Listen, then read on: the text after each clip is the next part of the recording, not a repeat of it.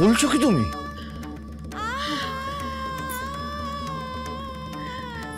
হারুর শ্বশুরের দেওয়া টাকা তোরই সেদিন খেলার মাঠে এসে দান করে গেছে স্কুল তৈরি করার জন্য।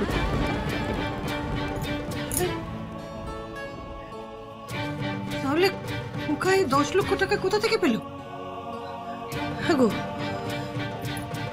আমার খোকা কোনো কাজ কর। খোকা দাঁড়াও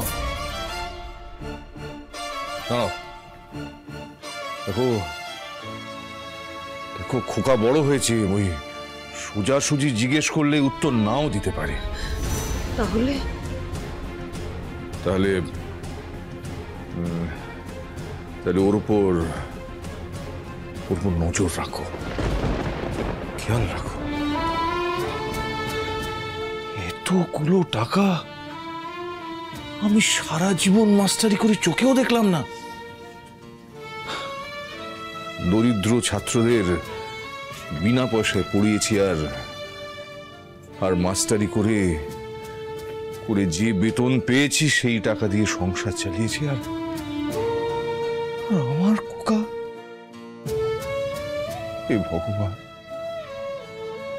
খোকা কোনো অন্যায় করেনি তো,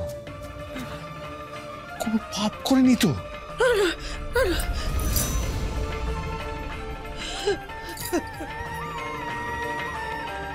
হে বজরংবলী, তুমি পথ দেখাও।